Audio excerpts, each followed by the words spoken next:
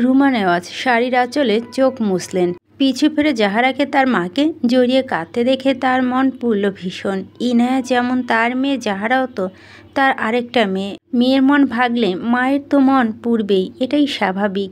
এগিয়ে যায় জাহারা, মাথা হাত বুলিয়ে মৃদুস্বরে বলে, কেন মায়েরাকে মারতে গেলি মা? জানিস তো ইরফান কেমন? তোর ইচ্ছে পূরণ করার স্বাদ আমার নেই, কারণ ইরফান নিজেই তা চায় না। ওকে ভুলে যা মা। জাহারা নীরবে কাঁদে, কান্নার গতি বাড়ে। খালার কথা উত্তর করে না। তার কষ্ট কে বুঝবে? তার তো মায়েরার সাথে কোনো শত্রুতা নেই। এত বাজে কথা সে কখনো কাউকে বলেনি, অপরিচিত কাউকে কখনো মারেনি, কিন্তু মায়েরার সাথে কিভাবে যেন এমন করলো। তার যে ইরফান ভাইয়ের পাশে কাউকে সহ্য হয় না। সে কি করবে? রুমা নেওয়াজ দীর্ঘশ্বাস ফেলে জাহারাকে ধরে ঘরে নিয়ে গেল। পাশে জাহারার মা চোখের পানি মুছে বোনের পাশে হেঁটে এগিয়ে যায়। তারেক নেওয়াজ জাহারার ওপর বিরক্ত। এতদিন তার ছেলেটার হাতে মার খেয়ে খেয়ে তার বন্ধু মেয়ের নাজেহাল অবস্থা হয়েছিল, এখন তার স্ত্রী বোনের মেয়ে এসে মেরে দিচ্ছে। তিনি নিজের কাছে ভীষণ অনুতপ্ত হয়। মায়েরাকে ভালো রাখতে পারছে না তিনি। তবে ইরফানের আজকের বিহেভিয়ার বেশ খুশি হয়েছেও বটে। দীর্ঘশ্বাস ফেলে চারপাশের চোখ বুলায়। ছোটোখাটো একটা ঝড় হয়ে গিয়েছে। একদিন পর মেয়ে বিয়ে, আর এসব কি হচ্ছে? বাবা হিসেবে বাড়ির এমন বিধ্বস্ত অবস্থা। যদিও তার রাগ করার কথা ইরফানের উপরে, তবে তার রাগ হলো না। কোথাও একটা স্বস্তির নিঃশ্বাস টেনে নিয়ে পকেট থেকে ফোন বের করে কাউকে কল করলো। টেবিল কিনতে হবে, মেয়ের বিয়ে, ভাঙা টেবিল সাজিয়ে রাখলে তো হবে না। সবাই সবার মতো প্রস্থান করলো। ইনায়া দূরত্ব মায়রার ঘরে আসে। মায়রার মাথা নিচু করে দাঁড়িয়েছিল।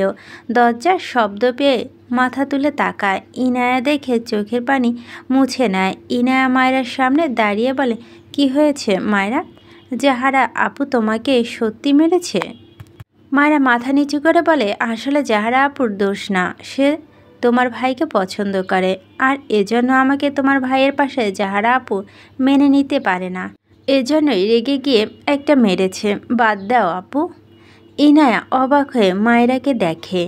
তার মনে প্রশ্ন জাগে, মেয়েটা এত অদ্ভুত কেন?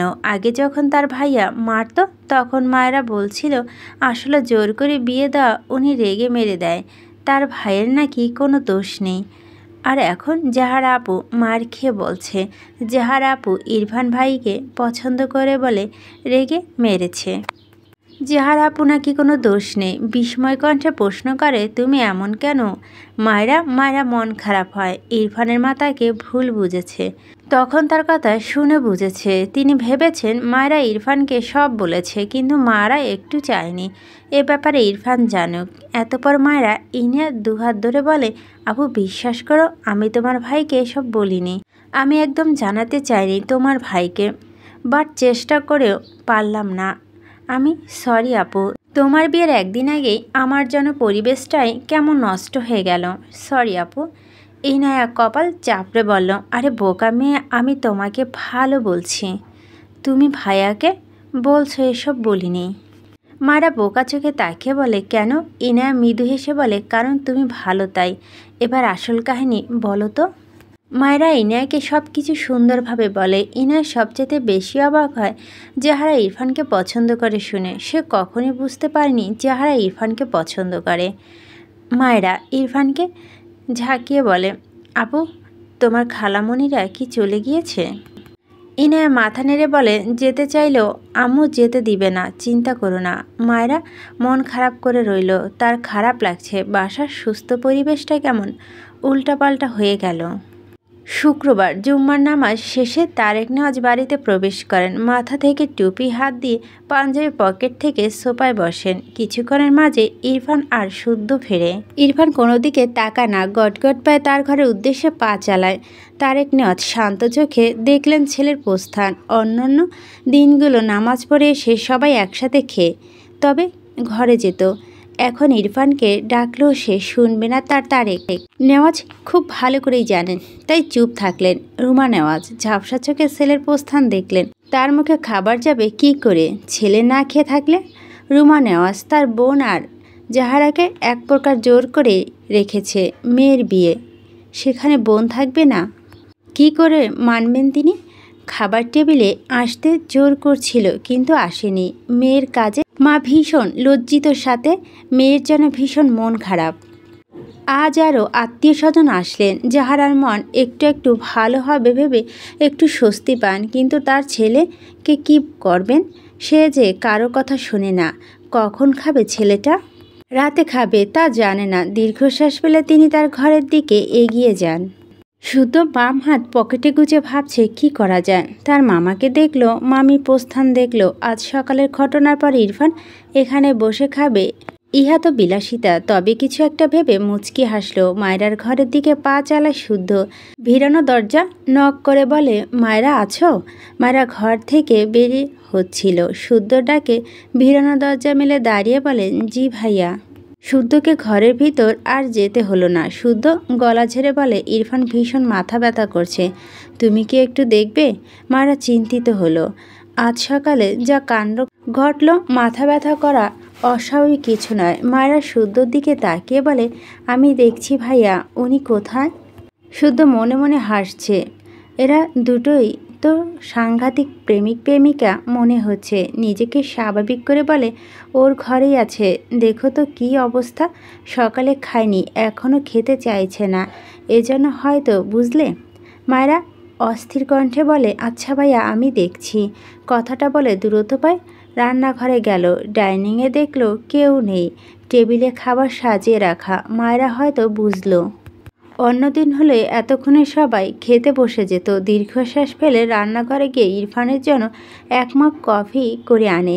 শুধু মিটিমিটি হাসে, বাহ খুব উন্নত হয়েছে। এদের মায়েরা সিঁড়িতে এক পা রেখেও পিছিয়ে আসে। এই লোকের যা রাগ, সকালের কথা মনে পড়লেই এখনও ভয় লাগে। ভাবল সে না যাক, শুদ্ধ তো আছেই, শুদ্ধ গিয়ে কফিটা দিয়ে আসুক। এই ভেবে পিছিয়ে আসে।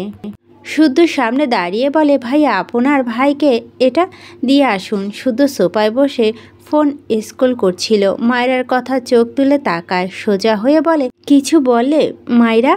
মায়রা কফির মগ এগিয়ে দিয়ে বলে, আপনার ভাইকে এটা দিয়ে আসুন, মাথা ব্যথা করছে বললেন যে।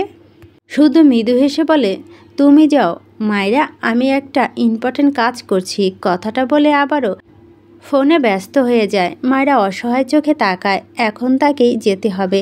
নিরুপায় হয়ে সে নিজে এগিয়ে গেল। মায়েরা ইরফানের ঘরের সামনে দাঁড়িয়ে আছে। ভিড়ানো দরজা ঠেলে ভিতরে উকি দিয়ে চারপাশে চোখ বোলায়। ইরফানকে ঘরে না দেখে ভুরু কুচকালো। নেই তো। ঘরের ভিতরে প্রবেশ করলো। ইরফান ব্যালকনি থেকে তার ঘরে এসে মায়েরা কি দেখে ভুরু কুচকে তাকায়। মায়েরা ইরফানকে দেখে হাঁ করে চেয়ে আছে। ইরফানের মাথা থেকে পা পর্যন্ত চোখ বুলায়। সাদা পাঞ্জাবি, সাদা গ্যাবার্ডিন প্যান্ট পরিহিত ইরফানকে দেখে মায়েরা অবাক না হয়ে পারল না। এই লোককে ভুলেও পাঞ্জাবি পরতে দেখেনি মায়েরা। একদম অন্যরকম লাগছে ইরফানকে। মায়েরা মনে হলো এই ইরফান নতুন ইরফান। শুদ্ধ কাপড়ে পুরা ইরফানকে মায়েরার কাছে এক নির্মল পুরুষ মনে হলো। সে খুব শান্ত সুদর্শন এক পুরুষ। মায়েরা মনে মনে আওড়ায় সুদর্শন শুভ্র পুরুষ। ইরফান মায়েরার সামনে এসে দুহাত প্যান্টের পকেট গুজে দাঁড়ায়। গম্ভীর গলায় বলে, হোয়াট হ্যাপেন্ড? ইরফানের কথা মায়েরা ধ্যান ভাঙ্গে। মাথা নিচু করে নেয়। চোখ বুজে নিজেকে দুটো কথা শোনায় এভাবে তাকিয়ে থাকার জন্য। ইরফান মায়েরার দিকে তীক্ষ্ণ চোখে চেয়ে আছে। হাতের কফির মগ দেখে ভুরু কোচকালো। আবারও বলে, কি চাই? মায়েরা ঢোক গিলে মাথা তুলে পিটপিট করে তাকায় ইরফানের পানে। মিনমিন করে বলে, আপনার কফি। ইরফান মায়েরার দিকে চেয়ে আছে। এই দুপুরে তার যেন কফি এনেছে কেন এই মেয়ে? ভুরু কুচকে বলে, কেন এনেছ? মায়েরা ফট করে বলে ফেলে, আপনার তো মাথা ব্যথা, এজন্য এনেছি। নিন খেয়ে নিন, একদম সেরে যাবে। ইরফান মনে করার চেষ্টা করলো তা কখন মাথা ব্যথা করছিল আর সে একে কফি আনতে বলছিল কি না, কিন্তু মনে করতে পারল না। ভুরু কুচকে বলে, তোমাকে কে বলেছে আমার হেডেক? মায়েরা ফটাফট উত্তর দেয়, শুদ্ধ ভাইয়া তো বলল। ইরফান কোচকালো কপাল, টান টান হলো এবার। মায়েরা শুদ্ধ এমন কথা বলার কারণ খুঁজে পেল না। নিঃশব্দে মায়েরার হাত থেকে কফির মগ নিয়ে শান্ত গলায় প্রশ্ন করে, দুপুরে খেয়েছ? মায়েরা অবাক হয়ে ইরফানের ব্যবহারে। ইরফান এরকম ব্যাপার একদম নতুন করছে এমন নয়। তবে বেশিরভাগ সময় তো ধমকাধমকি করতেই সময় পার করে। ভাবনা রেখে মৃদুস্বরে বলল, খাইনি, আপনি খাবেন না? ইরফান কফির মাগ বেড সাইডে টেবিলে রেখে অদ্ভুতভাবে মায়রার দিকে তাকায়। মায়রা থেকে এমন কথা হয়তো ইরফান আশা করেনি। এগিয়ে এসে বলে, নো। তুমি খাওনি কেন? হাত ঘড়িতে একবার সময় দেখলো, ঘড়িতে কাটা 2:30 ঘরে পেরিয়েছে। ইরফান বিরক্ত হয়। মায়রার দিকে চেয়ে বিরক্ত কণ্ঠে বলে, না খেয়ে থাকা বুদ্ধি করছো? এমনিতেই তো বড়িতে কিছু নেই। মায়রা রেগে যায়। তাকে কি অপমান করলো লোকটা? এই লোকটা আসলে শুধু বাইরের সুদর্শন, ভিতরে কুদর্শন। রেগে দুহাত কোমরে রেখে বলে, আমার শরীরে অনেক কিছু আছে, শুধু দেখার জন্য আপনার ভালো একজোড়া চোখ নেই, বুঝলেন? ইরফান তীক্ষ্ণ চোখে চেয়ে থাকে মায়রার পানে। দুপা পিছিয়ে গিয়ে প্যান্টের পকেটে হাত গুজে দাঁড়ায়। মায়রা পা থেকে মাথা পর্যন্ত চোখ বোলায়। সবুজ রঙের গোল জামা, পায়জামা, ওড়না পরিহিত মেয়েটা নিখুঁতভাবে পরখ করল। মনে মনে আওড়ায় তার ব্যক্তিগত নাম। ঠোঁট বাঁকিয়ে সূক্ষ্ম হাসে বোধ হয়। মায়রা বোঝে না। ইরফান নিজেকে স্বাভাবিক করে গম্ভীর গলায় বলে, দেখাও তবে। মায়রা ভুরু কুঁচকে বলে, কি? ইরফান আবারও মায়রার একদম সামনে দাঁড়িয়ে মায়রার প্রশ্নোত্ত মুখ পানে চেয়ে বরফ শীতল গলায় বলে, তোমার বড়িতে যা যা আছে সেসব। মায়রা থতমত খেয়ে তাকায় ইরফানের দিকে। ইরফানের দৃষ্টি দেখেই বুঝলো এই লোক উল্টোপাল্টা মিন করছে। মায়রা দ্রুত চোখ নামিয়ে এলোমেলো দৃষ্টি ফেলে। মনে মনে ইরফানকে ধুয়ে দেয়, কত বড় খারাপ লোক। তার কথাতে উল্টোপাল্টা অন্যদিকে নিয়ে যাচ্ছে। হঠাৎই মাথা তুলে বলে, আমি বলতে চেয়েছি আমি ততটাও চিকন না। ইরফান বুকে দুহাত আড়াআড়িভাবে ভাঁজ করে গম্ভীর গলায় বলে, দেখো। মায়েরা মাথা নিচু করে নেয়। এই লোকটা কেমন যেন। এমনিতেই সে সকালে লোকটা শার্ট ভিজে দিয়েছিল কেঁদে কেটে। এতক্ষণ সেটা মনে না পড়লেও এখন মনে পড়ে লজ্জা লাগছে। সাথে আরও যুক্ত করছে লোকটা। মায়েরা জিভ দিয়ে ঠোঁট ভেজায়। ইরফান মায়েরা নত হওয়া মুখ পানে চেয়ে সামান্য ঠোঁট বাঁকা হেসে বলে, you are a very little bird. মায়েরা মনে হলো ইরফান কথাটা রসিকতার ছলে হেসে বলল। তড়াক করে মাথা তুলে তাকায়, কিন্তু ইরফানকে সে স্বভাবসুলভ গম্ভীর মুখে দেখে হতাশ হয়, তবে অবাক হয় না। তাই মনের ভুল ভেবে নিজের মাথায় থাপ্পড় দিতে ইচ্ছে করল। ইরফান মায়েরার দিকে চেয়ে ডান পকেট থেকে ফোন বের করে কাউকে কল করে, রিতাকে বল 1 প্লেট ভাত যেন আমার রুমে দিয়ে যায়। এরপর কল কেটে দেয়। মায়েরা বোকা চোখে ইরফানের দিকে চেয়ে বলে, কাকে ভাত আনতে বললেন? আপনি রুমে খাবেন? ইরফান ফোন স্ক্রল করতে করতে বলেন, নো। তাহলে আনতে বললেন কেন? তুমি খাবে। মায়েরা হাঁ করে চেয়ে আছে। সে এই লোককে নিতে আসলো, উল্টো উনি তাকে ঘরে বসিয়ে রাখার পায়তারা করছে। মায়েরা অবাক হয়ে বলে, আমি এখানে খাবো না, আপনি নিচে চলুন। ইরফান ভুরু কুঁচকে চেয়ে আছে মায়েরার দিকে। মায়েরা আমতা আমতা করে বলে, কেউ খায়নি। আপনার বাবা মা সবার ঘরে বসে আছে। আপনি তাদের ছেলে না? ছেলে হয়ে নিজেও ঘরে মুখ ফুলিয়ে বসে আছেন। ইরফান অবাক হয়ে তাকায় মায়েরার দিকে। মায়েরা ইরফানকে চুপ থাকতে দেখে বলে, আপনার আম্মু খায়নি বুঝলেন? আমার মনে হয় আপনার জন্য। আর আপনার খালামণি জাহারা। ইরফান ধমক দেয়, শাট আপ। ইরফানের ধমক খেয়ে মায়েরা ঝাঁকি দিয়ে ওঠে, মুখ ফুলে তাকায় ইরফানের দিকে। ইরফান মায়েরার দিকে তাকিয়ে মায়েরাকে তার দিকে এমন মুখ ফুলিয়ে তাকিয়ে থাকতে দেখে ইরফান অদ্ভুত চোখে তাকায়। রিতার হাতে ভাতের প্লেট নিয়ে দরজায় দাঁড়িয়ে ডাক দিল। ইরফান গম্ভীর গলায় বলে, রেখে যাও। মায়েরা রিতাকে ভিতরে আসার সুযোগ দিলই না। তার আগেই ধূপধাপ পা ফেলে এগিয়ে গিয়ে রিতার হাত থেকে প্লেটটা নিজের ডান হাতে নিয়ে রিতার হাত বা হাতে আঁকড়ে ধরে ঘর থেকে বেরিয়ে যায়। ইরফান পিছন থেকে ডেকে বলে, স্টুপিড স্টপ। মায়েরা শুনল না। এই ঘাড়তারা লোককে সে নিজে খেতে দিবে না। ভালো করে বলছিল তার বাবা মা কেউ খায়নি। তাকে ধমকে চুপ করিয়ে দিল। থাকুক বসে, অনাহারে থাকুক। ইরফান পিছু পিছু বেরিয়ে আসে। দ্রুত পায়ে হেঁটে পিছন থেকে ডান হাতে মায়েরার পেট চেপে ধরে। মায়েরা পা থেমে যায়। ইরফান রিতাকে বলে, রিতা প্লেট নিয়ে নিচে যাও, আমরা আসছি। ইরফানের কথা অনুযায়ী রিতা মায়েরার হাত থেকে প্লেটটা নিয়ে নেয়। মায়েরাও ছেড়ে দেয় বিনা বাক্যে। ইরফান পেটের বাঁ পাশে খামচে ধরেছে। মায়েরা বলতেও পারছে না, সইতেও পারছে না। হৃদয়ের সামনে এগিয়ে গেলে ইরফান গম্ভীর গলায় বলে, অবাধ্য হলে থাপ্পড় দিয়ে সব দাঁত ফেলে দিব। মায়েরা তার দুহাত ইরফানের হাত ছাড়ানোর চেষ্টা করে, থেমে থেমে বলে, ছাড়ুন আমায়।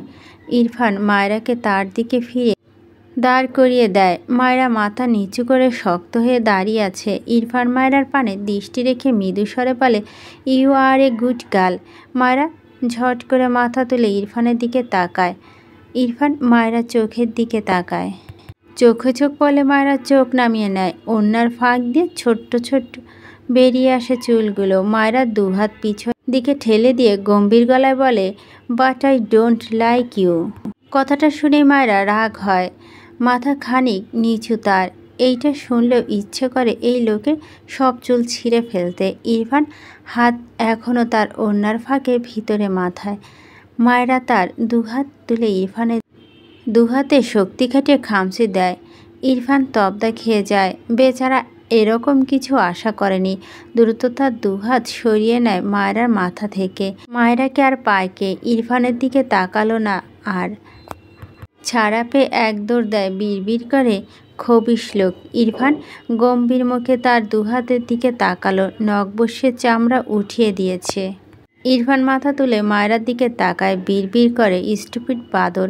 বড় বড় পা ফেলে কয়েক পা এগিয়ে গিয়ে মায়েরাকে টেনে ধরে। মায়েরা চেঁচিয়ে উঠতে চায়। ইরফান ডান হাতে মায়েরার মুখ চেপে ধরে, বাঁ হাতে মায়েরার কোমর চেপে খানিক উঁচু করে তার ঘরে নিয়ে যায়।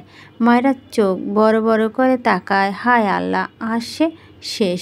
ইরফান তার ঘরে গিয়ে বাঁ পা দিয়ে দরজার শব্দ করে লাগায়। মায়েরাকে থামিয়ে দেয়। মুখ থেকে হাত সরিয়ে দিলেই মায়েরা ইরফানকে ঠেলে সরিয়ে দিতে চায়। হাঁপানো কণ্ঠে বলে, উফ, ছাড়ুন আমায়।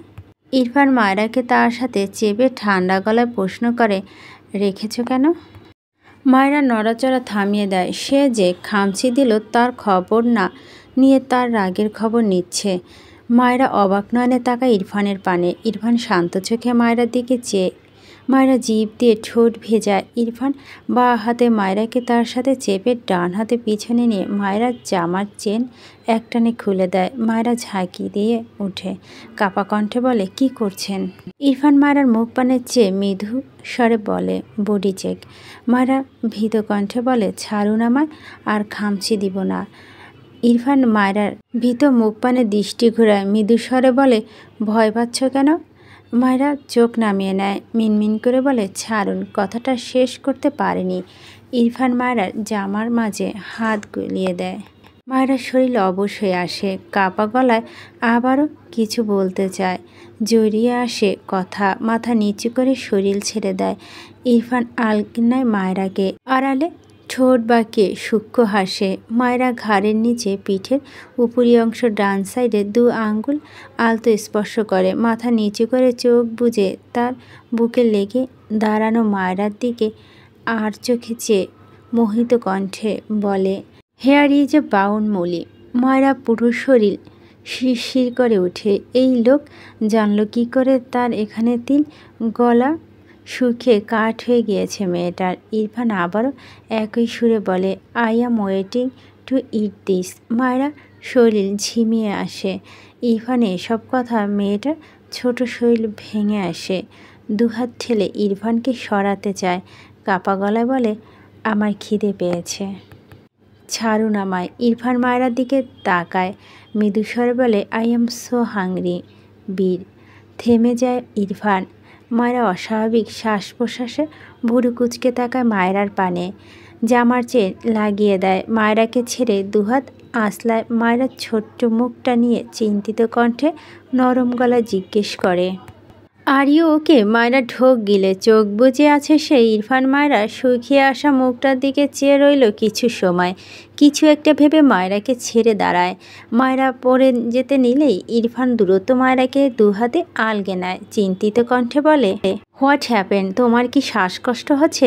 মায়েরা চোখ বুজে মিনমিন করে বলে, আপনার কাছে আসলেই আমার শ্বাসকষ্ট চাপ দেয়, দূরে সরুন। ইরফান তব্দা খেয়ে চেয়ে থাকে মায়রার দিকে। স্টুপিড আসলে তাকে জ্বালানোর জন্য এসেছে। কিছু একটা ভেবে ঠোঁট বাঁকিয়ে সূক্ষ্ম হাসে, মৃদুস্বরে বলে, ইটস ওকে, রিল্যাক্স। এরপর মায়রাকে সোজা করে দাঁড় করিয়ে দিয়ে মায়রাকে ছেড়ে দাঁড়ায়। মায়রা ছাড়া পেয়ে লম্বা শ্বাস নেয়। ইরফানকে পাশ করে দরজার কাছে গিয়ে দাঁড়ায়। দরজা টেনে খুলতে চায়, তবে পারে না। ইরফান উল্টো ঘুরে তীক্ষ্ণ চোখে মায়রার দিকে চেয়ে আছে। মায়রা ব্যর্থ হয়ে কতক্ষণ উল্টো ঘুরেই দাঁড়িয়ে রইল। তার ভিতরে এখনো কাঁপছে। কথা বলবে কি করে, দরজা খুলতে পারছে না, বারবার শুকনো ঢোক গিলছে। ইরফান নিজেই এগিয়ে এসে মায়রার পিঠ ঘেঁষে দাঁড়ায়, হাত বাড়িয়ে লক খুলে দেয়। দরজা খোলার জন্য এখান থেকে পিছু যেতে হবে। ইরফান তো সরে না। মায়রা দৃষ্টি এলোমেলো। ইরফান তীক্ষ্ণ চোখে মায়রাকে পরখ করছে। মায়রা এক পর্যায়ে মিনমিন করে বলে, সরুন। ইরফান নিরেট কণ্ঠে বলে, স্টুপিড। এইসব কাঁপাকাঁপি থামানো, মেডিসিন নিয়ে। কাঁপাকাঁপি স্টপ না করলে থাপ্পড় দিয়ে সব দাঁত ফেলে দিব। মায়রা কান্না পাচ্ছে। কি করলো সে? ইরফানের মায়রার কাঁধে পড়ে থাকা ওড়না টেনে মাথায় তুলে দেয়। মৃদুস্বরে বলে, গো। কথাটা বলে মায়রা থেকে সরে দাঁড়ায়। মায়রা সুযোগ পেয়ে দ্রুত দরজা টেনে খুলে এক দৌড় দেয়।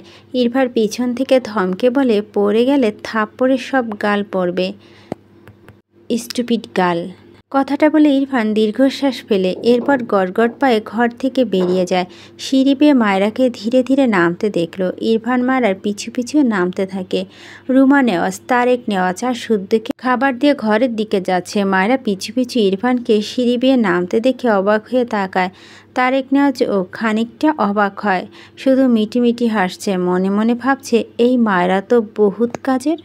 মায়রা ডাইনিংয়ে এসে সবাইকে দেখে কিছু বলল না। তার ঘরের দিকে যেতে নিলে ইরফান গম্ভীর গলায় বলে, রাগিও না আমায়। মায়রা পা থেমে যায়। ওরে আল্লাহ, এই লোক তার পিছু পিছু চলে এসেছে। তারেক নেওয়াজ মায়রাকে ডাকলেন, মায়রা আম্মু এসো। আর খাবে কখন? অনেক বাজে তো। শ্বশুরের কথায় মায়রা আর তার ঘরের দিকে যেতে পারল না। ধীর পায়ে এগিয়ে আসে। সামনে বসা শুদ্ধ হেসে তার পাশের চেয়ার দেখে দিয়ে বলে, মায়রা এখানে এসে বসো। ইরফানের চোখের পলকে শুদ্ধর পাশে এসে দাঁড়ায়। শুদ্ধ তার প্লেটের দিকে তাকিয়ে হাসছে। হঠাৎই তার পাতে এক গ্লাস পানি পড়তে দেখে শুদ্ধ হা হয়ে যায়। মাত্র ভাত মুখে দিতে চেয়েছিল, তার আগে কেল্লা ফতে। শুদ্ধর মুখ অসহায় হয়ে যায়। যদিও আরও দুবার মুখে নিলে শেষ হয়ে যেত। কি আর করার। এদিকে ইরফানের কাণ্ডে রুমা নেওয়াজ, তারেক নেওয়াজ অবাক হয়, তবে কিছু বলে না। শুদ্ধ পানি খেয়ে উঠে দাঁড়ায়। ইরফানের দিকে তাকিয়ে বলে, বুক বেশি পড়লে একটু স্যাক দিয়ে আয়। আমি তোর বউকে পাহারা দিচ্ছি, কোনো শেয়ালকে ঘেঁষতে দিব না, যা পাক্কা। ইরফান ভুরু কুচকে বলে, তুই তো নিজেই শেয়াল। শুদ্ধ আসমান থেকে পড়ার ভান করে বলে, আস্তাগফিরুল্লাহ, আমার মতো এক নারীতে আসক্ত ছেলেকে শেয়াল বলতে তোর বাঁধল না? ইরফান বিরক্ত কণ্ঠে বলে, ইন ফিউচার তুই মেয়ে হয়ে গেলেও ওর জন্য শেয়ালই থাকবি। এখন দূর হয় এখান থেকে। শুধু এই জীবনে এত শখ খেয়েছে কিনা সেটা ভাবছে। মাথা হাত চলে গিয়েছে, কখন বুঝলো না। তার মামা মামির দিকে তাকিয়ে মেকি হাসলো। তারা তো আর শুনতে পাচ্ছে না। তাদের ছেলে না মানা বউয়ের জন্য আদেল হয়ে বসে আছে। নিজেকে সামলে গলা নামিয়ে বলে, বলছি ফুল কি বসতে দিয়েছিল? হট ফুল পাঠানো যে ঘরে। মৌমাছি সে ফুলে মধু টানি পিছু পিছু চলে এলো, বসতে দেয়নি তাই না? ইরফান দাঁতে দাঁত চেপে গলা নামিয়ে বলে, ফালতু কথা স্টপ করে যা এখান থেকে। আমি আম্মুর জন্য এসেছি। শুদ্ধ হাত টেনে বলে, সে তুই মামির জন্য আয়, নয় তো মামার জন্য আয়। মধু না পাঠালে তো আর আসতি না। ভালোই ভালো চালিয়ে যা। বলে যেতে যেতে বলে, মায়েরা আজ কিন্তু দূর দূরান্ত থেকে আমাদের অনেক কাজিন আসবে। তুমি ভালোভাবে পরিপাটি হয়ে সাজবে কেমন? ইরফান দাঁতে দাঁত চেপে শুদ্ধর দিকে চেয়ে আছে। শুদ্ধ মিটিমিটি হাসছে। রুমা নেওয়াজের দিকে তাকিয়ে বলে, মামি তোমার বৌমাকে পারলে শাড়ি পরিয়ে রাখবে এই কয়দিন। দেখবে সবাই তোমার বৌমার প্রশংসা পঞ্চমুখ হয়ে থাকবে। ইরফানের কাছে ফিসফিসিয়ে বলে, স্পেশালি আমাদের এত এত সিঙ্গেল ভাইগুলো প্রশংসা তোমার প্রাপ্য। ইরফান রেগে ডান হাতে শুদ্ধর কলার চেপে ধরে। রুমা নেওয়াজ, তারেক নেওয়াজ অবাক হয়ে দেখছে ইরফান আর শুদ্ধকে। তারেক নেওয়াজ অবাক হয়ে বলে, কি হয়েছে তোমাদের? বাবার কথা ইরফান সুন্দর কলার ছেড়ে দেয়। বিরক্ত নিঃশ্বাস ফেলে চোখ ঘুরিয়ে মায়রার দিকে তাকালো। মায়রা তার বাবার চেয়ারের পাশে মাথা নিচু করে বসে আছে। ইরফান এগিয়ে গিয়ে মায়রার পাশে চেয়ার টেনে বসলো। দু হাতে পাঞ্জাবি হাতে কোনো পর্যন্ত গুটিয়ে শান্ত গলায় বলে, আম্মু খাবার দাও। রুমা নেওয়াজ মুখে হাসি ফুটে ওঠে। ইরফান মায়রাকে পরপর খাবার বেড়ে দেয়। তারেক নেওয়াজের খাওয়া শেষ। তিনি ইরফানের সাথে ইনায়ার বিয়ের ব্যাপারে টুকটাক কথা বলে ঘরে চলে যায়। রুমা নেওয়াজ খাবার বেড়ে নিয়ে রিতাকে সাথে নিয়ে তার বোনের রুমের দিকে যায়। তারা তো এখানে আসছে না, কি আর করার। মায়েরা ইরফানের পাশে বসে উসখুস করে, ঘরের কথা ভুলতে পারছে না। তারই মধ্যে এই লোক তার কলিজার মধ্যে উঠে আসতে চাইছে। ইরফানের খাওয়ার মাঝে গলা নামিয়ে বলে, এসব কাঁপাকাঁপি নড়ানড়ি স্টপ করে খাওয়া ফিনিশ করো, নয়তো এক্ষুনি কোলে বসবো স্টুপিড। কথাটা বলে ইরফান বাঁ হাতে মায়রাকে টেনে তার পাশ ঘেঁষে বসিয়ে দেয়। মায়রা মৃদু চেঁচিয়ে উঠে, শুধু সোফায় বসে ফোনে ব্যস্ত। মায়রা ইরফানকে উপর থেকে দেখে গেল, ইরফান কর্মকাণ্ড দেখা গেল না। তবু শুধু মাথা নিচু করে মিটিমিটি হাসছে। থাক, তোদের প্রাইভেসি দিচ্ছি, কথাটা বলে তারা বরাদ্দকৃত ঘরের দিকে এগিয়ে যায়। এদিকে মারা শক্ত হয়ে বসে আছে। লজ্জা মাথা কেটে ফেলতে ইচ্ছে করছে তার, আর নিতে পারছে না। কি পরিমাণ বেহায়া লোক হলে এখানে বসে এমন করে। রেগে বলে, ছাড়ুন বলছি। ইরফান গম্ভীর গলায় বলে, নো। মায়েরা রেগে এঁঠো হাত দিয়ে ইরফানের পেটের কাছে খামচি ধরে।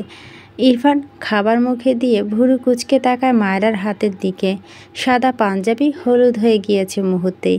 ঘাড় বাঁকিয়ে শান্ত চোখে মায়রার দিকে তাকায়। মায়রা লজ্জা রেখে ইরফানের দিকে তাকিয়ে রেগে বলে, ছাড়বেন আপনি?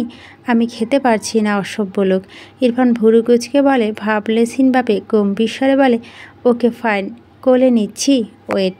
মায়রা চোখ বড় বড় করে তাকায়, কাঁদো কাঁদো মুখ করে বলে, খাচ্ছি তো। কথাটা বলে মাথা নিচু করে দ্রুত ভাত মাখানো ব্যস্ত হলো। ইরফান ঠোঁট বাঁকিয়ে একটু হাসলো বোধ হয়। মায়েরাকে ছেড়ে বাঁ হাতে টেবিলের ওপর রেখে বিড়বিড় করে, লিটল বার্ড। শুদ্ধ ইনায়াকে দেখে দাঁড়িয়ে বলে, ওদিকে কই যাস? ইনায়া শুদ্ধ কথা উত্তর দেয়, মায়েরার সাথে খাবো বলে যাচ্ছি। কেন? শুদ্ধ ভারাক্রান্ত মুখ নিয়ে ইনায়ার দিকে চেয়ে বলে, তোকে দেখে সত্যি আমার খুব মায়া হয় জানিস বোন। তোর একদিন পর বিয়ে, অথচ তুই ফাইজের এক্সদের কথা জানতেই পারলি না। ইনায়া চোখ বড় বড় করে তাকায়, অবাক হয়ে বলে, সত্যি ওনার এক্স ছিল? তুমি মিথ্যা বলছো না তো? শুধু পেট ফেটে হাঁস পায়। বহু কষ্টে নিজেকে সামলে মুখ জুড়ে আগের চেয়ে দুঃখ ফুটিয়ে বলে, ঘরে গিয়ে ফোন চেক কর, প্রমাণসহ দিচ্ছি। ইনায়া আর কিসের খাওয়া, এক প্রকার দৌড়ে তার ঘরে গেল। শুদ্ধ হাসতে হাসতে ফাইজের নাম্বারে টাইপ করে, বিয়ের জন্য ভয়ানক কিউট গিফট আজকে দিতে যাচ্ছি ব্রো, আমার গিফট রেডি করো। কি হয়েছে লিটল কুইন, কাঁদছো কেন? ইনায়া কানে ফোন দিয়ে, কাছে তো কাছেই, ফোপাতে ফোপাতে কথাটা বলতে পারে না মেয়েটা। ফাইজ বিচলিত হয়, কি হলো? তা লিটল কুইনের আবার অসহায় কণ্ঠে বলে, little queen I am sorry, but এটা তো অন্তত বলো আমি কি করেছি। ইনায়া কথা বলে না। ফাইজ আবারও বলে, লিটল কুইন কি হয়েছে তোমার, প্লিজ বলো। আমি কোনো ভুল করেছি তাহলে শুধরে নিব। ইনায়া সময় নিয়ে কোনো রকম কান্না আটকে নাক টেনে বলে, অসভ্য, ফাজিল, নষ্ট লোক, আপনাকে আমি জীবনে বিয়ে করব না। ফাইজ স্তব্ধ খেয়ে যায়। সে কিছু বলার আগে ইনায়া আবারও বলে, 100টা এক্স ছিল, এদের নিয়ে ঘুরে এখন আমাকে বিয়ে করতে এসেছেন, আপনাকে আমি দেখে নিব ফাজিল লোক বলে খট করে কল কেটে দেয়। ওপাশে ফাইজের সব মাথার উপর দিয়ে গেল। কিছু বলতে গিয়েও থেমে গেল কল কাটা সব। তার এক্স ছিল সেটাকে সে তো নিজেই জানে না। বিয়ের একদিন আগে কোন বেয়াদব তার বিয়ে ভাঙছে, আবার তার লিটল কুইনের কাঁদাচ্ছে। ইনায়া নাম্বারে আবারও কল দিতে ব্যস্ত দেখায়, বারবার কল দেয়, একই কেস। বুঝলো অলরেডি ব্লক লিস্টে চলে গিয়েছে তার নাম্বার। উপায় না পেয়ে দ্রুত ইরফানের ফোনে কল দেয়। ইরফান খাওয়ার মাঝে পকেট থেকে ফোন বের করলো না। একবার দুবার তিনবারের বারও কল যখন কেটে যায় তখন মায়েরা খেতে খেতে বলে, কল ধরছেন না কেন? যদি কারো অনেক প্রয়োজন হয়। ইরফান শেষবার খাবার মুখে দিয়ে ঘাড় বাঁকিয়ে মায়রার দিকে তাকায়। মায়রা ঢোক গিলে মেকি হেসে বলে, আপনার ভালোর জন্যই তো বলছি। ইরফান চোখ বুলিয়ে মায়রার প্লেটের দিকে তাকালো। এখন অর্ধেক ভাত প্লেটে পড়ে আছে। গম্ভীর গলায় বলে, এত শখ কোলে ওঠার? মায়রা বোকা চোখে চেয়ে বলে, মানে? ইরফান মায়রার দিকে একটু ঝুঁকলে মায়রা চোখ বড় বড় করে বলে, আর না, খাচ্ছি। ইরফান ভুরু কুচকে তাকায় মায়রার মুখ পানে, মৃদু বলে, ফার্স্ট। মায়রা অসহায় মুখ করে খাওয়ার গতি বাড়ায়। ইরফান উঠে গিয়ে বেসিনে হাত দিয়ে পাঞ্জাবি পকেট থেকে ফোন বের করে। এগিয়ে এসে আবারও মায়রার পাশে চেয়ারে বসে ফাইজকে কল ব্যাক করে। কল লাউডে দিয়ে ফোন স্ক্রল করতে থাকে। ওপাশ থেকে ফাইজ রেগে বলে, এই শালা আমার কোন জন্মের এক্স ছিল? পাশ থেকে মায়রা খুঁত করে কেসে ওঠে। ইরফান পানি খাওয়ার জন্য তার মুখের দিকে গ্লাস বাড়িয়েছিল। মায়রা কাশির শব্দে দ্রুত মায়রার সামনে গ্লাস রাখে। মায়রার সামনে গ্লাস রেখেই দ্রুত পানি খায়। ইরফান বিরক্ত হয়ে বলে, কি প্রবলেম? আরে তোর বোন কেঁদে কেটে অবস্থা খারাপ করে দিচ্ছে। আমার নাকি 100টা এগ ছিল, কোন জন্মে ছিল সেগুলো? এইসব কথা ওর কানে ঢুকিয়েছে কে? ইরফান একটু থেমে কিছু একটা ভেবে নির্দ্বিধায় বলে, শুভ্র। ওপাশে ফাইজ বোকা বনে যায়। তাই এই জাত শত্রু থাকলে সে আবার চিরুনি অভিযান চালাচ্ছে কেন? এই বেয়াদবকে সে ছাড়বে না। দ্রুত ইরফানের কল কেটে দেয়। এদিকে মায়রা মার্বেলের ন্যায় চোখ বড় বড় করে ইরফানের দিকে চেয়ে আছে। ইরফান মায়রার দিকে ভুরু কুচকে চেয়ে বলে, হোয়াট? মায়রা জিভ দিয়ে ঠোঁট ভিজে বিস্ময় কণ্ঠে বলে, আপনি কেমন ভাই, যার 100টা এক্স ছিল তার সাথে নিজের বোনের বিয়ে ঠিক করেছেন? ইরফান ধমকে বলে, শ্যাট আপ। মায়রা ধমক খেয়ে কেঁপে ওঠে। ইরফান নিজেকে শান্ত করে ফোনে দৃষ্টি রেখে শান্ত গলায় প্রশ্ন করে, এক্স থাকলে তাকে বিয়ে করা যায় না? মায়রা পিটপিট করে তাকায় ইরফানের দিকে। উত্তরে বলে, কখনই না। হ্যাঁ, সেকেন্ড হ্যান্ড জিনিস কোনো আবাল চায়? ইরফান ঠান্ডা গলায় প্রশ্ন করে, তুমি কি চাও? মায়রা অদ্ভুতভাবে তাকায় ইরফানের দিকে। কথার পিঠে বলে ফেলে, আমার তো বিয়ে হয়ে গিয়েছে। ইরফান ফোনে দৃষ্টি রেখে ঠোঁট বাঁকায় সামান্য, মৃদু হেসে বলে, তোমার হাজব্যান্ড ফার্স্ট হ্যান্ড নাকি সেকেন্ড হ্যান্ড? মায়রা পিটপিট করে ইরফানের দিকে তাকিয়ে থাকে। ইরফানের কথাটা বোঝার চেষ্টা করছে বোধহয়। ইরফান হাতের ফোন রেখে মায়রার দিকে ফিরে বলে, আপাতত যে কোলে বসতে চাইছো এটা শিওর? মায়রা চেঁচিয়ে ওঠে, না। ইরফান রেগে বলে, খাচ্ছ না কেন স্টুপিড? 5 মিনিট সব শেষ না? কোলে থাপ্পড় দিয়ে সব দাঁত ফেলবো। মায়রা মাথা নিচু করে মুখ ভেঙে গপ গপ করে খেতে থাকে। খাওয়া শেষে ইরফানের দিকে তাকালে ইরফান বসা থেকে দাঁড়িয়ে যায়। গটগট পায়ে তার রুমের দিকে যায়। মায়রা মাথা প্রশ্ন ঘুরছে, ইরফানের কি এক্স ছিল?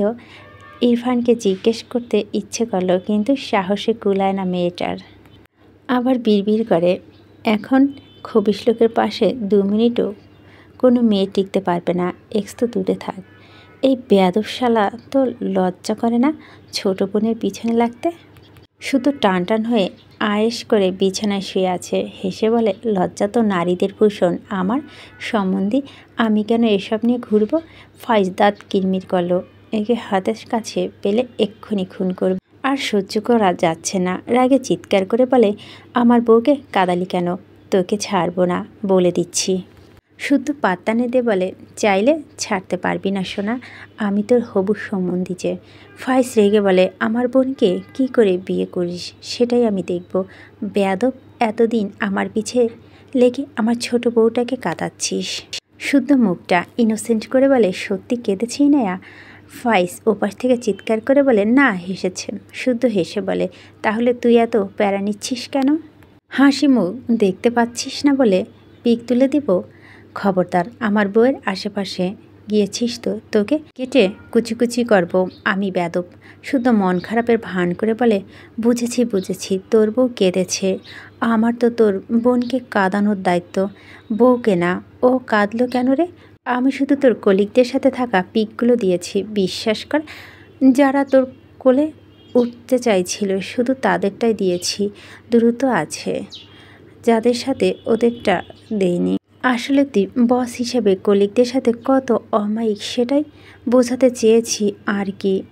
ভালো করনি ব্রো। ফাইজ হতাশার নিঃশ্বাস ফেলল। এর মধ্যে বেয়াদবকে বন্ধু হিসাবে বয়ে বেড়াতেই জান যায় অবস্থা, আবার তার বোনকে বিয়ে করে আরেকটা সম্পর্ক বাড়াবে। এই অত্যাচার সহ্য করবে কি করে? শুধু মিটিমিটি হেসে বলে, ইরফানের জন্য সিনিয়র মেয়ে দেখছি, তোর জন্য দেখবো নাকি? ফাইজ দাঁতে দাঁত চেপে বলে, আমাদের কারোর জন্য দেখতে হবে না, তুই বরং তোর জন্য দেখ, কারণ আমি আজকে ফারাকে বিয়ে ঠিক করতে যাচ্ছি। আমার বিয়ের পরদিন ওর বিয়ে হবে। তোর মতো বেয়াদবকে আমার সম্বন্ধী বানানোর কোনো ইচ্ছেই নাই বলে খট করে কল কেটে দিল। শুদ্ধ বোকা বনে চেঁচিয়ে উঠল, এই আমার বউ! ততক্ষণে কল কেটে গিয়েছে। এই কি জ্বালা! সে একটু না হয় মজা করছে, তাই বলে তার বউকে তার থেকে কেড়ে নেবে কত বড়! ও মজা করেছে নাকি? না না, কোনো রিস্ক নেওয়া যাবে না। যদি সত্যি সত্যি তা না হয় বউটা অন্যের সামনে বসার। এমনিতেও তার বউ তার থেকে দূরে সরার সুতো খুঁজে বেড়ায়। না না, লেট করা যাবে না, এক্ষুনি যেতে হবে। ভাবনা নিয়ে দ্রুত ঘর থেকে বেরোলো। গায়ে এসে শক্ত কিছু আঘাত লাগে। শুদ্ধ ভুরু কুঁচকে ডান পাশে ফিরে তাকায়। ইনায়াকে রেখে তার দিকে তাকিয়ে থাকতে দেখে শুদ্ধ ভরকে যায়। ভাবনার মাঝে ইনায়া তার হাত থেকে আরেকটা জুতো শুদ্ধর দিকে ছুঁড়ে মারলে শুদ্ধ চোখ বড় বড় করে দূরত্ব বসে পড়ে। হায় আল্লাহ, সবাই তার পিছে লাগছে কেন? ইনায়া রেগে বলে, তোমাকে আমি ছাড়বো না শুদ্ধ ভাই। বলতে বলতে আরেকটা জুতো হাতে তুলে নিয়েছে। শুদ্ধ কোনো দিকে না তাকিয়ে এক দৌড়ে দরজার দিকে যায়। পিছন থেকে একটার পর একটা জুতো আসছে। শুদ্ধ চিল্লিয়ে বলে, ছি ছি ছি, বড় ভাইকে এসব কি দিয়ে আপ্যায়ন করছিস? ইনায়া রেগে বলে, তোমাকে এর চেয়ে জঘন্যভাবে আপ্যায়ন করা উচিত। আমার বিয়ে ভাঙতে চাও কেন তুমি? শুদ্ধ পিছু ফিরে একবার তাকলে দেখে ইনায়া আবারও জুতো ছুঁড়ে মারছে। শুদ্ধ লাফ দিয়ে দুপা ডান দিকে যায়। মায়েরা খেয়ে উঠে তার ঘরে যেতে চেয়েছিল, তার আগে এই জুতো ছুঁড়োছুড়ি পাল্লায় বেচারি তব্দ খেয়ে চেয়ে আছে। শুধু ইনোসেন্ট ফেস বানিয়ে মায়েরাকে বলে, মায়েরা তোমার ননদীকে বোঝাও তো, আমি তার বড় ভাই, আমাকে উঠতে বসতে সালাম দেওয়া উচিত ওর। ইনায়া রেগে বলে, কোনো দিন দিব না সালাম, দরকার পড়লে রাস্তার কুকুরে সালাম দেব, তাও তোমাকে না। মায়েরা একবার ইনায়াকে দেখছে আর একবার শুদ্ধকে দেখছে। শুদ্ধ কোনো রকম দরজা খুলে দরজার কাছে দাঁড়িয়ে বলে, কিরে আমার জুতা কই? ইনা দুহাতে দুটো জুতো ছুঁড়ে মারে শুদ্ধর দিকে। শুদ্ধ চিংড়ি মাছের মতো লাফ দিয়ে কয়েক পা পিছিয়ে যায়, একটুর জন্য লাগলো না। শেষমেশ বোনের হাতে জুতোর বাড়ি দ্রুত জুতো দুটো পরে নিয়ে বাইরে বের হয়। একটু পর শুদ্ধ বাইরে থেকে উকি দেয়, বলে, বেয়াদব বোন, তোর খবর আমি বাংলোসে সব নিউজ করব। উপরে বড় বড় করে লিখে দিব, বেয়াদব আলী যে তার বড় ভাইয়ের ন্যূনতম সম্মান করে না, শালি পাপুষ্টি। ইনায়া রেগে বলে, তোমাকে সম্মান করলে পাপিষ্ট হয়ে যাব, তখন ভালো মানুষেরা কাঁদবে, শুধু করবে পাপিষ্টকে সম্মান করার শোকে।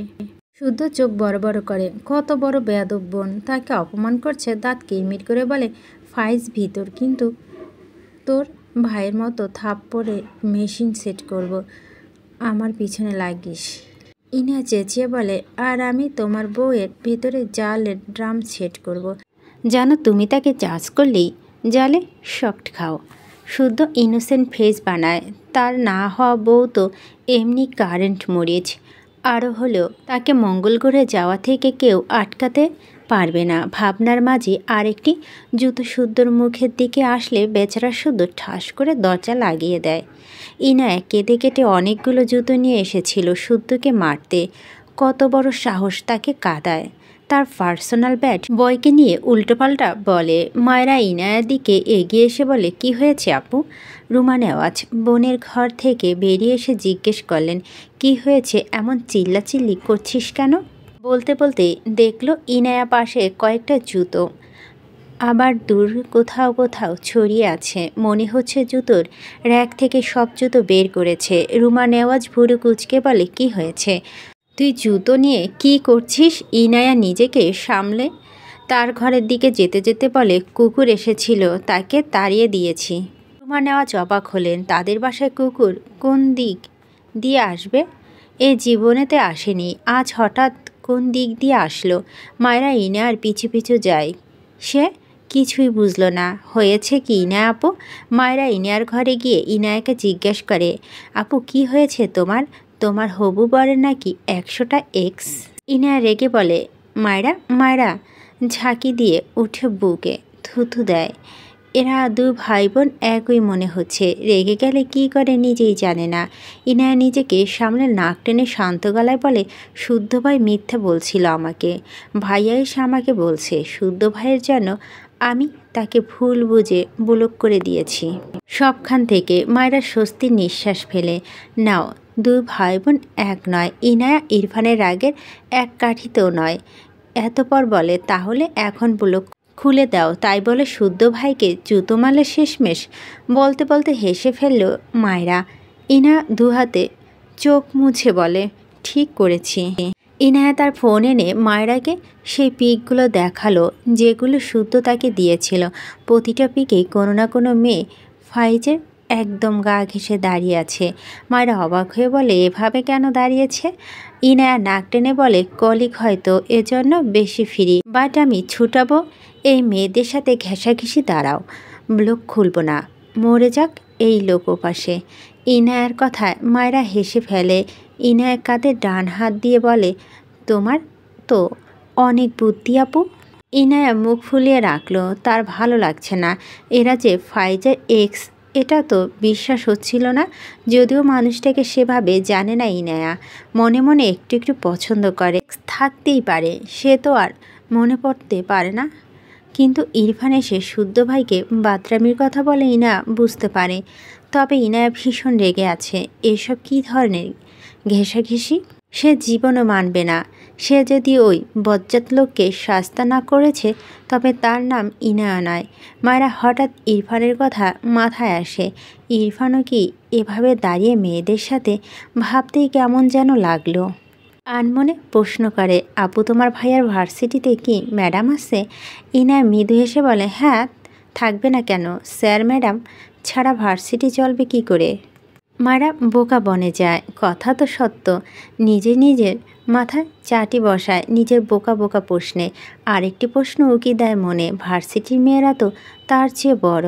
ইরফান তাদের পড়ায়। ভাবতেই মায়েরার কেমন যেন প্রচণ্ড বিরক্ত লাগলো। মেয়েটার কাছে টিচারের পেশা একদমই ভালো লাগলো না।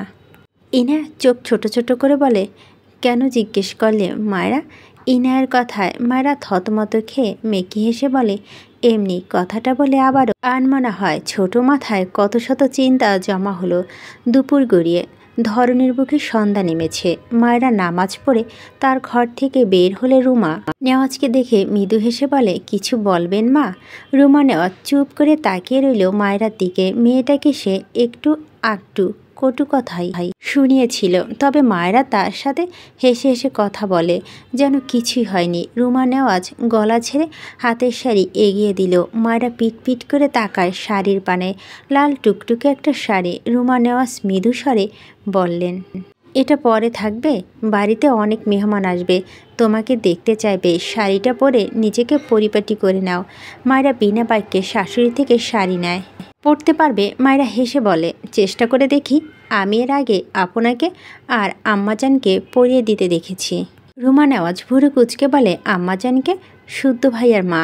রুমা নেওয়াজ কেমন করে যেন তাকালো মায়েরার দিকে।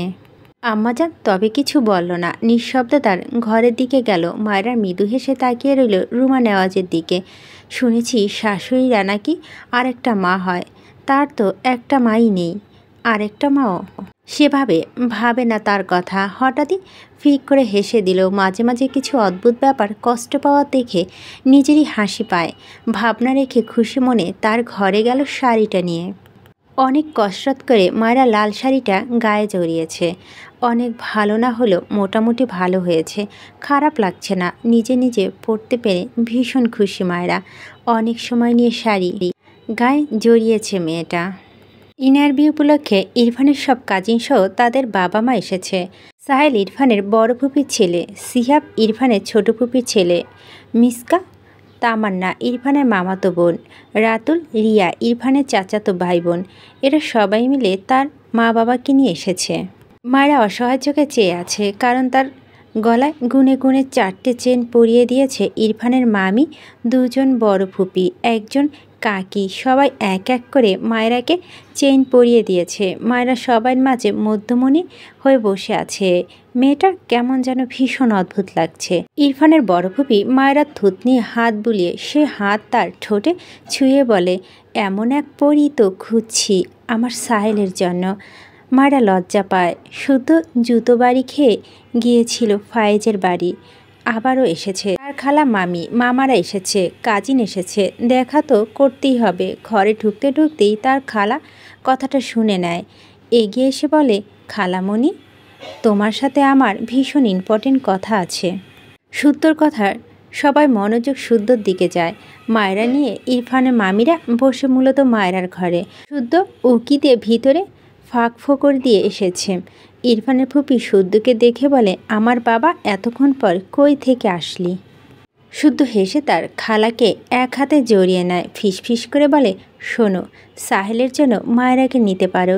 ইরফান তো মানে না মায়রাকে, বুঝলা? শুদ্ধর কথা সবাই না বুঝলো তার বড় খালা তার মায়রা শুনতে পেয়েছে। মায়রা চোখ বড় বড় করে তাকায় শুদ্ধর দিকে। শুদ্ধ বড় খালা শুদ্ধর কান টেনে বলে, আসতে না আসতেই বাদরামি শুরু করেছিস। এরই মধ্যে সাহেল ঘরে প্রবেশ করে। এগিয়ে সে শুদ্ধর পাশে দাঁড়িয়ে মায়রার দিকে তাকায়। মায়রা ক্রিম কালারের একটি হিজাব মাথার ওপর দিয়েছে। এত মানুষের জন্য মূলত নিজেকে একটু আধটু ঢাকায় প্রাস। সাহেল গলা ছেড়ে মায়রার দিকে চোখ সরিয়ে নেয়। তার মায়ের দিকে তাকিয়ে বলে, আম্মু, আমাকে একটা রুম দিতে বলো, ভীষণ টায়ার্ড আমি। শুদ্ধ সাহেলকে ধাক্কা দিয়ে ফিসফিসে বলে, তোর পাত্রী দেখছি আমরা, আর তুই আছিস রুম নিয়ে। আরে এবার বিয়েটা করে নে। সাহেল ভুরু কুচকে বলে, মেয়ে কোথায়? শুদ্ধ মেকি হেসে বলে, আরে বলত, ইরফান তো ওর বউকে মানে না, তাই তুই ওকে বিয়ে করবি, রাজি? সাহেল বিরক্ত চোখে তাকায় শুদ্ধর দিকে।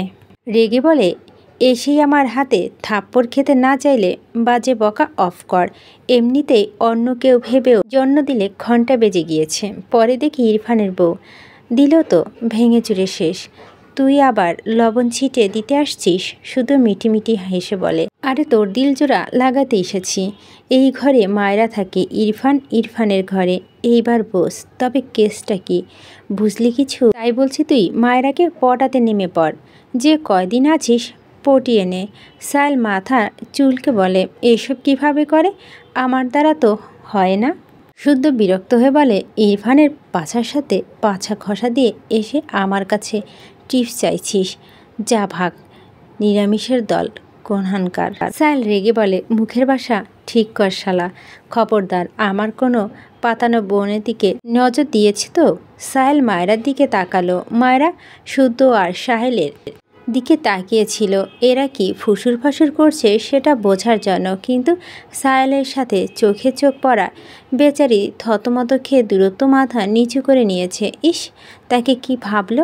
সাহেল মৃদু হাসলো। এই মেয়ে তো আস্ত এক পুতুল, একে নাকি ইরফান মানে না। বিয়ের পর শুনেছিল ইরফান এক বাচ্চাকে বিয়ে করেছে, আর ইরফান তাকে মানে না। তারা সবাই এটা জানে, কিন্তু তার মায়েরা সব সময় বলে কখনো না কখনো তো মেনে নিবে। কবে মানবে তার আগে সে পটিয়ে নেবে মন্দ হয় না ভেবে আরেকটু হাসি দীর্ঘ হয়।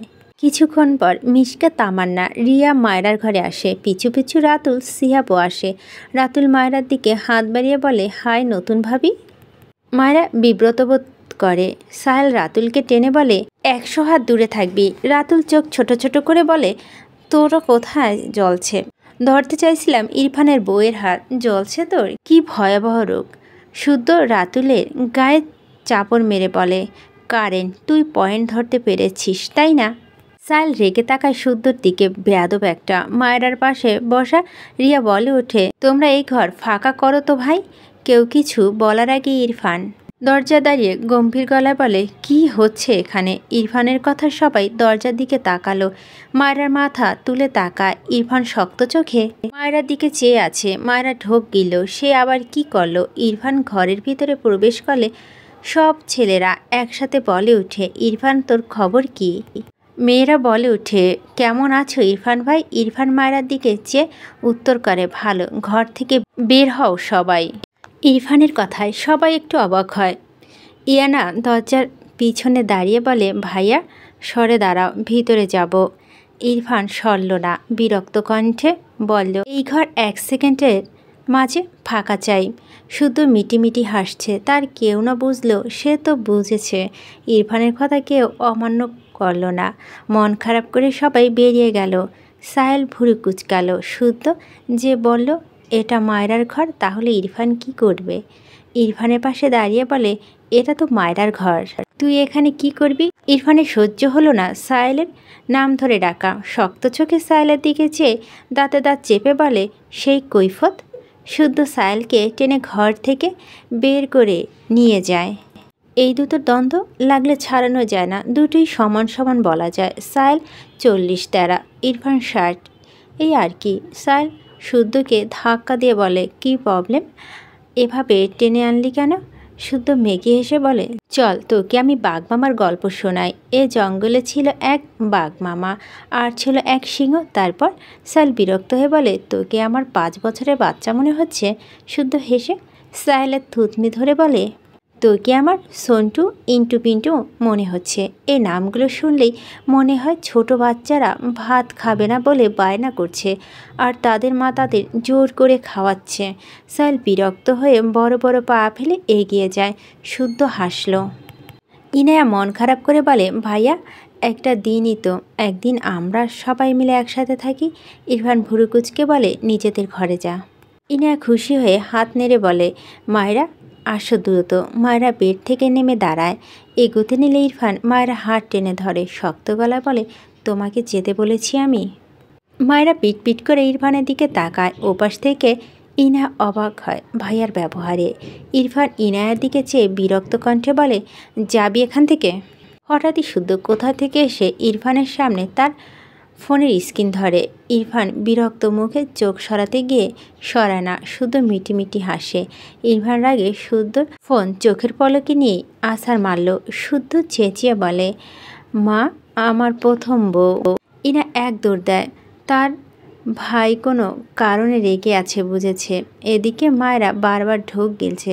শুদ্ধ অসহায় চোখে তার ফোনের দিকে তাকিয়ে আছে। আজকে একটা ফোন কিনতেই হবে। ইরফানের দিকে তাকালে দেখলো ইরফান মায়েরার দিকে শক্ত চোখে চেয়ে আছে। শুদ্ধ কিছু একটা ভেবে বলে, ইরফান, ওর কোনো দোষ নেই। ওকে আর কিছু বলার আগে ইরফান শুদ্ধর মুখের ওপর দরজা লাগিয়ে দেয়। শুদ্ধ অসহায় লাগলো। সাহেল মায়েরার পাশে বসেছিল একবার। ওই রকম ইন্টেনশন না, ট্রাসও করেনি। সে বসে মায়েরার দিকে চেয়েছিল মৃদু নয়নে। শুদ্ধ তো এত বড় সুযোগ হাতছাড়া করা বান্দা নয়, কিন্তু এর জন্য মায়েরাকে আবার যদি এই ভরা মানুষের মাঝে মারে, কি কেলেঙ্কারিটা না হবে ভেবেই শুধু নিজের করা কাজে কেন যেন অনুতপ্ত হলো। ভাবনা রেখে ফোনটা কুড়িয়ে নিয়ে উল্টো পাল্টা দেখতে দেখতে এগিয়ে গেল। শাড়ি পরছো কেন? ইরফান শক্ত কণ্ঠে মায়েরা কেঁপে ওঠে। আমতা আমতা করে বলে, মা পড়তে বলছিল। ইরফান রেগে ধমকে বলে, পড়তে বললেই পড়বে? সেন্স নেই, খোলো এসব, এক্ষুনি খোলো। বলতে বলতে নিজে মায়েরার মাথা হিজাব ছুঁড়ে ফেলে বাঁ কাঁধে শাড়ির আঁচল টান মেরে খুলে দেয়। মায়েরা চেঁচিয়ে ওঠে। লজ্জায় দূরত্ব উল্টো ঘুরে দাঁড়ায়। ইরফান রেগে মায়েরাকে টেনে তার দিকে ফেরায়। মায়েরা আঁচলটা তোলার সময় পায়নি। লজ্জায় মেয়েটা কেঁদে দিয়েছে। ইরফান কেমন করে যেন মায়েরার পুরো শরীরে চোখ বুলায়। হঠাৎই কেমন অস্বাভাবিক লাগলো নিজেকে। বারবার ঢোক গিল। ইরফান দৃষ্টিতে মায়েরার শরীর নেতিয়ে আসে। ইরফান মাথা এদিক ওদিক নাড়িয়ে শাড়ির আঁচল ধরে ঘোরাতে নিলে মায়েরা দূরত্ব এগিয়ে এসে ইরফানের সাথে সিটিয়ে গিয়ে দাঁড়ায়। দুহাতে মুখ ঢেকে ইরফানের সাথে লেগে দাঁড়িয়ে যায়। ইরফান সাথে সাথে মায়েরাকে ধাক্কা দিয়ে নিলে মায়েরা ফুপিয়ে বলে, প্লিজ এমন করবেন না, আমি খুলছি শাড়ি, আমি পরবো না আর শাড়ি, সরি।